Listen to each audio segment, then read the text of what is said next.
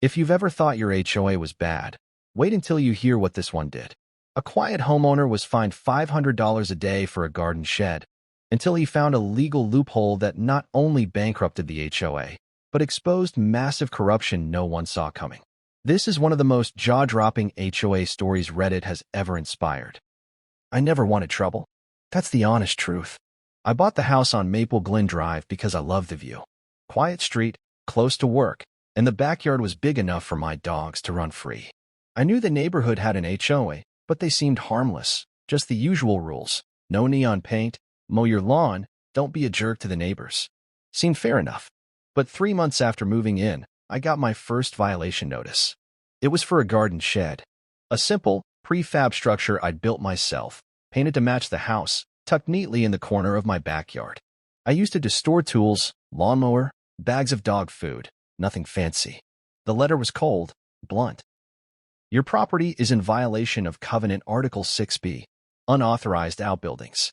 You are hereby fined $500 per day, retroactive to date of construction.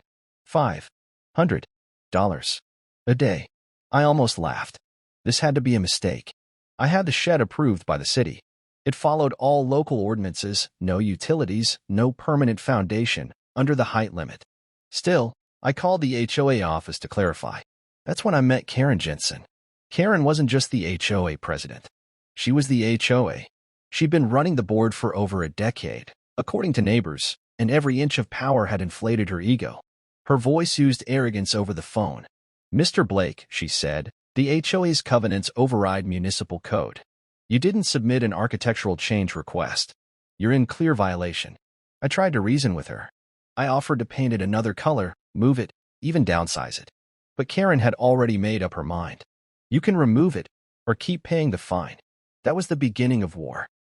By the end of the second week, the total had climbed to $5,500 in fines. I hadn't paid a dime. The letters kept coming, each more aggressive than the last. Certified mail, red-stamped warnings, and even one threat of lien proceedings if I didn't comply. I watched the envelopes pile up on the kitchen table, unopened. I'd always been the nice neighbor. You know the type. Keeps to himself, helps shovel your driveway, bakes banana bread in December. But something about this injustice, this absurd fine over a garden shed, triggered something inside me. I realized that if I didn't fight this now, they'd never stop. Karen wouldn't stop. So, I started researching. Books the covenants. I dug through the HOA's Declaration of Covenants, Conditions, and Restrictions, CC and RS, a 96-page PDF buried deep on the HOA's outdated website. There, in black and white, was Article 6b, the clause Karen quoted. She wasn't wrong. It did say all outbuildings required approval. But then I noticed something strange. The approval process required a response within 30 days. If no decision was returned within that time, the request was considered approved by default. That's when I remembered. I had sent an email with pictures of the shed before I built it. Not a formal application, just a friendly heads-up with a sketch. But still, they never responded. That might have been their mistake. Bust in silhouette, the lawyer neighbor. That night, I walked 2 houses over to speak to Ms. Lupe Cortez, a retired civil attorney. She was always kind to me. She'd been on the board years ago, but left because, in her words, Karen turned it into a monarchy. I told her everything. She sipped her coffee and raised an eyebrow. "They never responded to your email?" "Nope." She said. "Then technically, they waive their right to deny, especially if you timestamp the email." I pulled it up on my phone. Sent, March 18th, 8:13 p.m. Subject, backyard shed, just giving you a heads up. Attachment, shed_diagram.jpg. Lupe leaned back and gave me a wicked smile. They're toast. Magnifying glass tilted left, digging deeper. Over the next few days, Lupe and I started combing through HOA documents. That's when we uncovered something far worse. Board elections hadn't happened in 6 years. The bylaws required annual elections. Karen had simply skipped them. Financial records were incomplete. Dues collected, $190,000. Expenses reported, $78,000. No details. No invoices. No transparency. No audit reports since 2017. That's a huge red flag. And then we found it, something that made my blood boil. In the HOA spending records, there was a reimbursement check made out to Karen Jensen, Consulting and Travel. Amount: $14,580. Description: travel expenses for HOA conferences. Except our HOA had never hosted or attended any known conferences. She was paying herself out of homeowners' dues. The town hall setup. Lupe, being the badass she was, suggested we gather signatures from homeowners and call for a special meeting, a right protected by the CC and RS if 25% of the members demanded it. We needed 18 signatures. We got 37. Turns out, Karen had pissed off a lot of people. She fined an elderly widow for planting tomatoes in her front yard. She threatened a young couple over the color of their mailbox. She rejected a disabled veteran's request for a ramp, said it ruined the symmetry. The neighbors were ready to explode. They just needed someone to light the match. So we set the date, April 22nd, Community Clubhouse, 7 p.m. In the week leading up to the meeting, Karen must have gotten wind of our little rebellion. She started walking the neighborhood in her sun visor and clipboard like some kind of suburban dictator, snapping photos of lawns, fences, even someone's wind chimes. Then came a knock on my door. It was her. She stood there, smug, with an envelope in hand. "Consider this your final warning," she said. "Remove the shed, or legal proceedings will begin." I smiled and said nothing, then handed her a copy of our petition and the meeting notice. "See you on the 22nd, I said, and closed the door. Balance scale the bigger picture. That night, Lupe called me again. She had taken our findings to a friend who worked at the state HOA compliance office. They were very interested. Apparently, Karen had been flagged before, in another community where she served as treasurer. That HOA collapsed due to misappropriated funds, and she quietly moved here just 2 months later. And now? It was happening again. I wasn't just dealing with a nosy neighbor. I was up against a repeat offender with a history of HOA abuse. But this time, she picked the wrong house and the wrong shed. If I thought the fines were bad before, they were nothing compared to what came next. 2 days after I handed Karen the petition for the special meeting, I woke up to find bright orange construction tape crisscrossing my driveway. A laminated notice was zip-tied to my mailbox post. Unsafe property, entry restricted pending HOA review.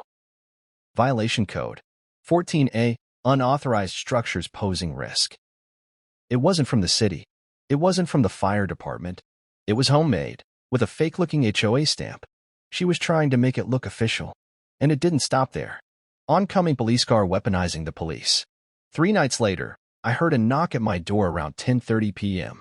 When I opened it, I was face-to-face with 2 police officers. "Mr. Blake?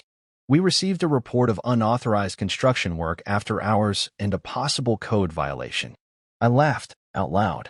I hadn't lifted a hammer in weeks. I invited them in, showed them the shed, the city permit, the HOA's lack of jurisdiction, and then showed them my email from March 18th. They looked at each other, shrugged, and left. But before walking out, one of the officers turned back. "This isn't the first time we've gotten weird calls from that HOA," he said. "She's persistent." Open mailbox with raise flag the smear campaign. Next came the emails. Karen sent out a community-wide newsletter with the subject line: "Neighborhood at risk. Rogue resident refuses to comply." She didn't name me directly, but everyone knew who she meant. She wrote about dangerous violations, hostile behavior, and possible legal action. She even claimed I had threatened the safety of the neighborhood by harboring an illegal structure. Some neighbors bought into it. A few avoided me. One even yelled, "Follow the rules like everyone else," as he drove by. But most people, they knew, and they were getting fed up. Receipt building the case. Meanwhile, Lupe and I were collecting everything. All the letters, the police report, screenshots of the unsafe property signs, the smear emails, and most importantly, Karen's fake financial records. We had contacted a local HOA reform attorney, Eli Zimmerman, who agreed to represent us. He was sharp, young, and loved suing HOAs. When we showed him the $14,580 reimbursement to Karen, he blinked twice and said, "This is fraud. I've seen it before. You're not just dealing with a petty tyrant, you're dealing with criminal embezzlement." He filed a formal cease and desist letter on our behalf and submitted a petition for a restraining order against further HOA fines or enforcement until after the special meeting. Now it was our move. Speaking at the HOA Showdown, April 22nd arrived. I hadn't slept the night before. My palms were sweating. My throat felt dry. But when I walked into the community clubhouse, it was already packed. Dozens of homeowners sat in folding chairs. Some had brought copies of the petition. Others held printouts of Karen's emails. At least 3 people had folders labeled violations. Karen stood at the front with her arms crossed, flanked by 2 loyal board members, both of whom looked increasingly nervous. Then Lupe stepped up to the podium. This meeting has been lawfully convened by 37 homeowners.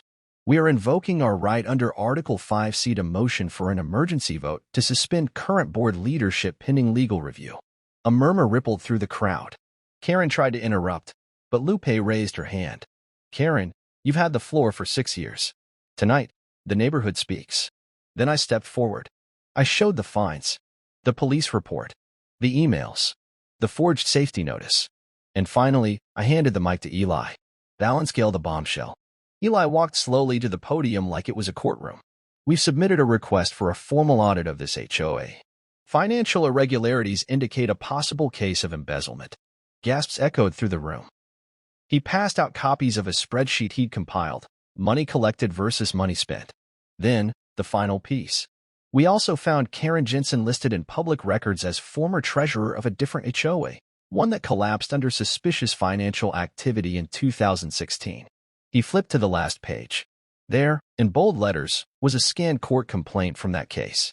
Karen had settled out of court, never criminally charged, but banned from serving on any HOA board in that county. And yet, Eli said, locking eyes with her, she moved here and did it all over again. Karen stood frozen, her face pale. Someone shouted from the back. I want her out. Then another. Vote her out tonight. Ballot box with ballot the vote. Lupe called for a formal vote. All in favor of suspending the current board and initiating an independent audit, raise your hands. Hands shot up, one after another. I counted quickly almost every single person. All opposed. 2 hands. Karen and her lapdog treasurer. Endero the fallout. That night, Karen was suspended. An interim board was elected, led by Lupe. The audit was approved. All fines were frozen. And me? I got to keep my shed. No fines. No violations. No orange tape. Just a peaceful backyard with a view of the mountains. And 1 week later, Karen's house went up for sale. Karen's house sold fast. She listed it within a week of her suspension, priced it to move, and vanished like a storm cloud after a summer squall. Rumor had it she moved to Arizona, somewhere with less regulation, as if the irony hadn't already written itself. But even in her absence, the damage was far from over. Bookmark tabs the audit. The interim board, now led by Lupe, wasted no time. They brought in a licensed CPA and forensic accountant to conduct a full audit of the HOA's finances for the past 6 years. What they uncovered would have made anyone sick. Over $86,000 in consulting fees Karen had paid herself under 3 different aliases. Unauthorized landscape contracts to companies owned by Karen's brother-in-law, none of which ever showed up to work. Dozens of cash withdrawals listed as office supplies that were traced to purchases at luxury clothing stores, spas, and even a private golf club. It was no longer just an internal issue. It became criminal. The accountant flagged the findings and forwarded them to the district attorney's office. Within weeks, an official investigation was launched. Balance-scale Karen's last stand. 3 months after her departure, we got word that Karen had filed a civil lawsuit against the HOA. The charge? Defamation of character. Yes, you read that right. She claimed our false accusations had damaged her reputation and forced her to sell her home under duress. Her lawyer demanded $250,000 in damages. We were stunned, but Eli wasn't. He countered with a lawsuit of our own. Embezzlement, breach of fiduciary duty, fraud, malicious prosecution. Eli filed a motion to dismiss her suit as frivolous, and not only did the judge throw it out, but he also ordered Karen to pay our attorney fees. Now she owed us. The neighborhood went through a healing process. The new board held open meetings for the first time in years. Financial records were published monthly. Elections were scheduled. And one Saturday morning, something remarkable happened. Neighbors started building sheds. One by one, you could hear hammers and drills echoing up Maple Glen Drive. It became a kind of unspoken rebellion, a show of solidarity. Some people even painted their sheds the same shade as mine, forest green with white trim. One neighbor added a sign to his door that read, "Endorsed by the shed that took down Karen." Brain what I learned. Looking back, It wasn't about the money. It wasn't even about the shed. It was about the abuse of power, how one person can twist rules into weapons, how bureaucracy can become a leash around people's lives if no one pushes back. Karen counted on silence, on fear, on apathy. And for years, it worked. Until someone said, enough. That someone just happened to be a quiet guy with a toolbox, an email chain, and an old lawyer neighbor who knew the smell of corruption when she caught a whiff. House with Arden epilogue, full circle. 6 months later, I stood in my backyard watching the sun rise over the hills. The dogs chased each other around the shed. Birds chirped. The wind rustled through the trees. And for the first time since I'd moved in, I felt something I hadn't felt in a long time. Peace. Not because I won, but because the neighborhood had. And somewhere out there, probably in a different HOA community, Karen was probably filing another complaint about someone's mailbox color. But it wouldn't be my problem. Not anymore.